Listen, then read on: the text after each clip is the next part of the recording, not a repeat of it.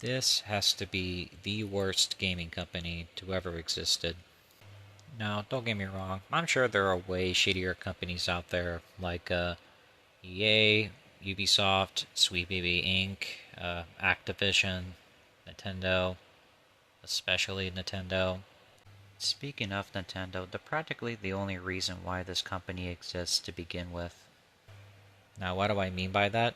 Well, let's read the description from their own website and find out. Outdoor games, video games for gamers developed by gamers. Wait, hold on, what? For gamers developed by gamers? I don't know, doesn't make a whole lot of sense to me. Alright, let's keep going, I guess. Outdoor Games is a video games studio based in Malaga, Spain. Since 2019, we are developing and publishing our own games on the market. This might seem like a small nitpick, but I don't think the S is necessary if you're going to call yourselves a video game studio. Well, then again, they're from Spain, so I'm sure that translating all this to English must have been rough on them, so let's give them a benefit of the doubt at the very least. We are dedicated to creating exciting and unique games for the Nintendo platform. With a focus on innovation and fun, we developed memorable gaming experiences that wow players of all ages. Our multidisciplinary team of talented developers works to deliver exciting adventures and endearing characters. Browse our catalog and join our passionate community of Nintendo gamers. Alright, since we got that introduction out of the way, let's look at some games, shall we?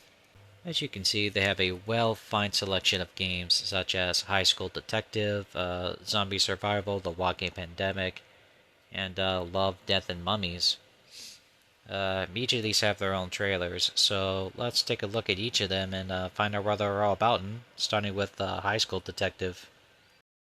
In a New York high school, meet Charlotte, Alex, Ava, Ethan, and the director. Alright, it's already been 10 seconds and we're already off to a really bad start. I mean, just look at the cast of characters they have here, starting with the Japanese schoolgirl, who I can only assume is Charlotte, the detective who you play as in this game. Which is a little odd, I thought the plot takes place in New York. Then we have Alex, who looks like he's 25 and should be in college. He's also a love interest, by the way, I thought I should point that out. Next, we have Ava, who looks like she either serves at a strip bar or does OnlyFans. Probably both. We also have Ethan, who I guess is the rival of Alex that is competing for your attention, despite the fact that he looks like a tall blonde lesbian in comparison. And finally, we have the director, who's probably the only normal looking character compared to the rest of them, as crazy as that sounds. Embark on a story. Visit many incredible places. In New York, Charlotte, Alex, Ava, and Ethan begin their day in apartments that reflect their personalities. Shy Charlotte faces her first day at Horizon Innovative Academy, while Alex seeks to challenge her shyness. I'm sorry, innovative? What's innovative about four dumb high schoolers talking about drama 24/7? I mean, what is this, Breakfast Club the game? Immerse yourself in a world with many experiences. What the hell? This doesn't look like something you would see in New York. This looks like something you would see if you were stranded on an island. I mean, is this something that happens later in the game? Are the four main characters going to have a Madagascar moment where they're created and be shipped off to an island? I mean, what the hell is even the point of showing this background? This doesn't make any sense.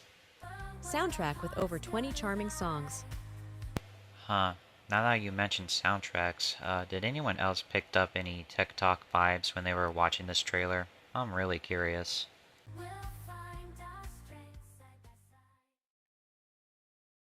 Well, that was kind of poopy. Let's check out Zombie Survival next and see if they have anything better to offer. In the city of New York. Oh hey, would you look at that? It takes place in the same city as the first game.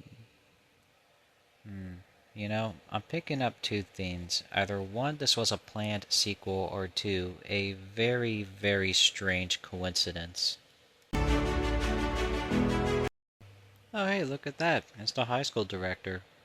Meet Alex, Lena, Mickey, Zara, Elijah, and Sophia.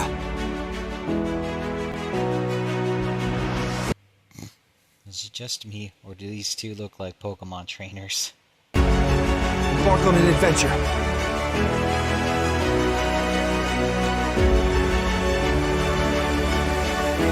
Explore all the exciting locations. You know, as much as I like looking at the backgrounds and shit, isn't this also a zombie survival game? You know, a game that involves zombies and the carnage that happens within the undead horde? Because so far, I hardly even seen a single zombie within this trailer. What the hell, man? Save the city from danger.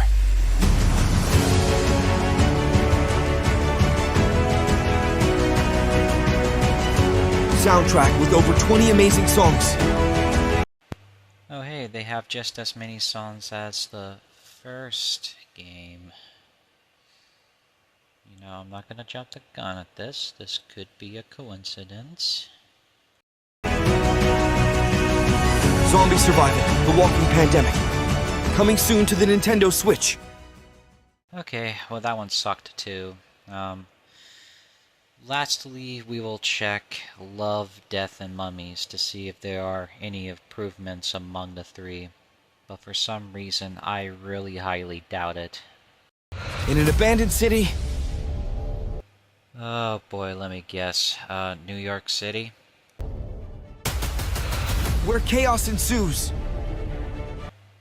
You know, I appreciate that they're going out with this aesthetic of, you know, being epic and cool and all, but, slow down with the pacing, please. I could hardly keep up with whatever the hell's going on here. Join the living dead. Embark on a journey of romance. Wait, what? Join the living dead. Embark on a journey of romance. What the fuck? So, you mean to tell me that I, as a living, breathing, uninfected human being, could just join the undead horde just to make out with a rotting green cadaver? Ugh. Hard pass, but no thank you. If I wanted to make out something that's undead but also clean, I'd rather be gay to a vampire.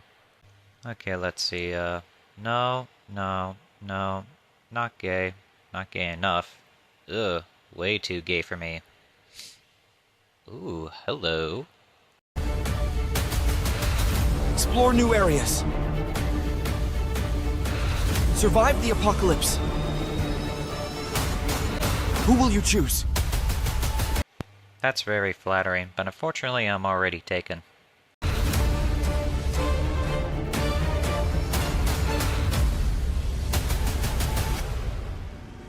Love, Death, and Mummies. Now available for the Nintendo Switch. Just to be clear, if it wasn't obvious already by now, these three games are basically AI visual novels. And allow me to break down what each of them are, essentially. This one is just a high school drama simulator. This one is just the Walking Dead simulator if it was ran by ChatGPT. And this one is just Gunnar Bait for Necrophiles. And if you thought these three games are bad but couldn't get enough of them, well, guess what? There's over 100 of these games. Yep, that's right. There's over 100 of these games being introduced day by day like inbred rabbits. It is plaguing the Nintendo eShop. Oh, and just in case you don't believe me, I actually gone through the catalog through the eShop, so you don't have to.